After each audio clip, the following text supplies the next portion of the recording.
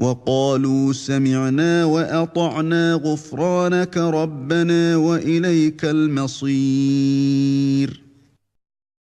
Donc ici, Allah subhanahu wa ta'ala nous dit qu'il a prescrit le jeûne, n'est-ce pas? Il nous a prescrit le jeûne, comme il a prescrit à ceux d'avant nous. Et il a dit, afin que vous puissiez atteindre la piété. Il dit, pendant un nombre déterminé de jours, quiconque d'entre vous est malade ou en voyage devra jeûner un nombre égal d'autres jours. C'est-à-dire celui qui est malade ou qui est en voyage, il peut rompre son jeûne et il compte le nombre de jours qu'il n'a pas jeûné et il va rembourser ça. Mais pour ceux qui ne pourraient le supporter qu'avec une grande difficulté, ça c'est selon la traduction qui est connue, qui est célèbre, comme on va voir, Inch'Allah, que ce verset-là, il y a tout un débat des savants. Parce que est-ce que le sens du verset, c'est ceux-là qui ne pourraient le supporter qu'avec une grande difficulté, ou bien le sens du verset, c'est ceux-là qui peuvent le supporter, donc qui peuvent jeûner, il y a une compensation. Donc ça, c'est un débat, ça va venir, Inch'Allah, en détail. Ici, il dit donc, ceux qui peuvent le supporter, il y a une compensation. Nourrir un pauvre. Ceux qui peuvent supporter quoi? Ceux qui peuvent jeûner. Donc ceux qui ont la capacité de jeûner, il y a une compensation. C'est-à-dire que la personne peut ne pas jeûner. Mais qu'est-ce que la personne doit faire? La personne doit nourrir, c'est-à-dire nourrir chaque jour un pauvre à la place. Okay? Comme on va voir, parce que ici, le verset, chez certains savants, ce verset-là concerne ceux-là qui pouvaient jeûner. Ça c'est avant qu'on oblige le mois de Ramadan. Donc avant que le mois de Ramadan ne soit obligatoire, le jeûne du mois de Ramadan ne soit obligatoire, les gens avaient le choix. Si tu veux, tu jeûnes. Si tu veux, tu ne jeûnes pas. Mais si tu ne jeûnes pas, tu dois faire la compensation, tu dois nourrir chaque jour un pauvre. C'est pourquoi ici, là, j'ai dit, dans la traduction, pour ceux-là qui peuvent le supporter, il y a une compensation. Nourrir un pauvre. Et si quelqu'un fait plus que son gré, c'est pour lui, mais il est mieux pour vous de jeûner si vous le saviez.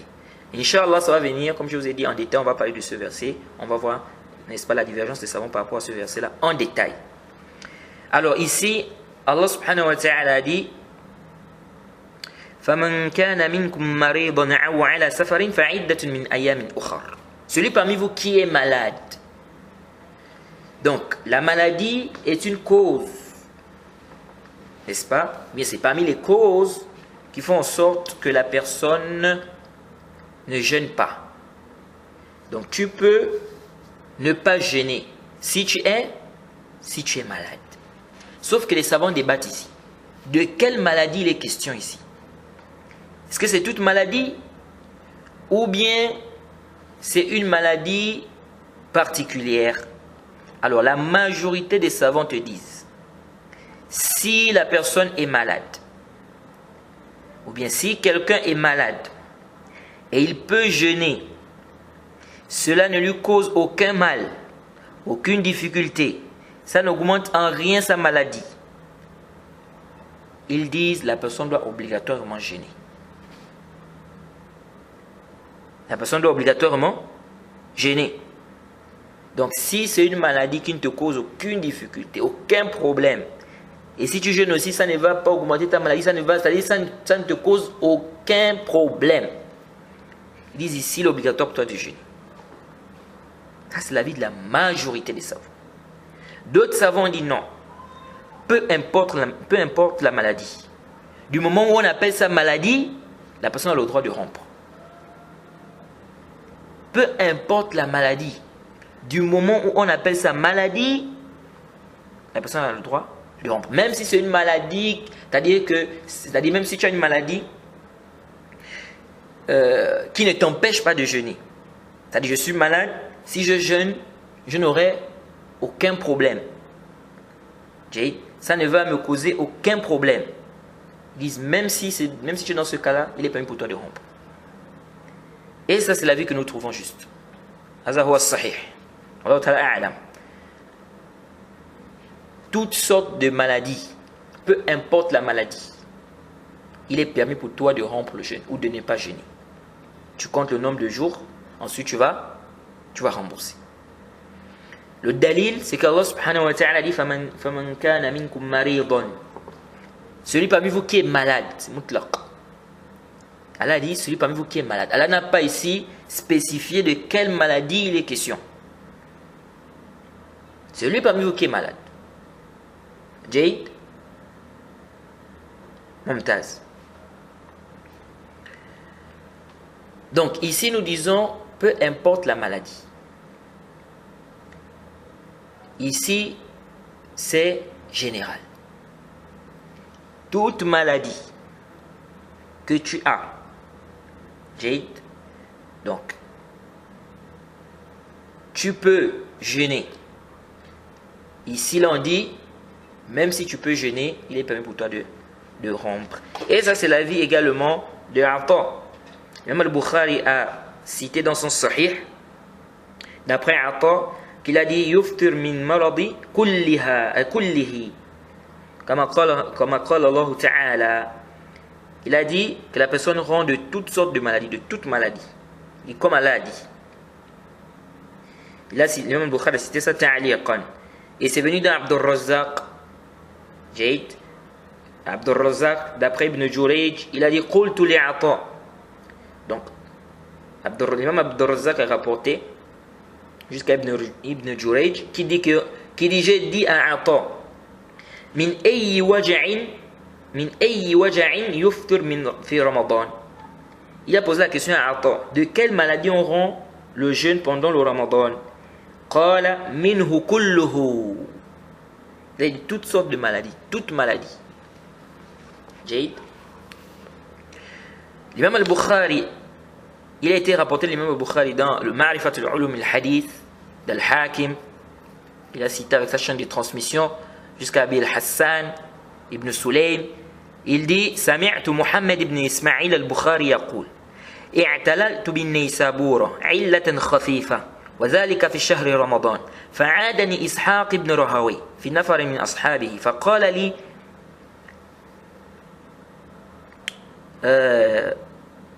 أفطرت يا أبا عبد الله فقلت نعم قال خشيت أن تضعف عن قبول الرخصة فقلت أخبرنا عبدان عن ابن مبارك عن ابن جريج قال قلت لعطاء من أي مرض أفطر قال ومن أي مرض كان كما قال الله تعالى فمن كان منكم مريضا إلى آخر الآية. وقال البخاري ولم يكن هذا عند إسحاق. Alors, Hassan dit il a entendu Mohammed ibn Ismail al-Bukhari, il a entendu l'imam al-Bukhari dire je suis tombé malade. Donc il a entendu l'imam al-Bukhari dire je suis tombé malade à Naysabur. J'ai eu une légère maladie. Il dit c'était pendant le mois de Ramadan. Il dit Ishaq ibn Rahaway m'a rendu visite avec un groupe de ses compagnons. Et donc il a demandé à l'imam al-Bukhari tu as rompu? Et il a dit oui. Donc Ishaq s'est étonné qu'avec une petite maladie comme ça, cette maladie c'est une légère maladie. Donc avec ça tu rends ton jeûne. L'imam al-Bukhari oui j'ai rompu. Après l'imam al-Bukhari a dit Abdan m'a dit qu'Ibn Mubarak a dit qu'Ibn Jurayj a dit j'ai posé la question à Ata de quelle maladie dois-je rompre?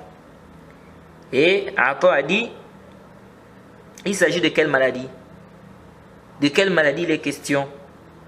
Et comme Allah subhanahu wa ta'ala a dit celui parmi vous qui est malade.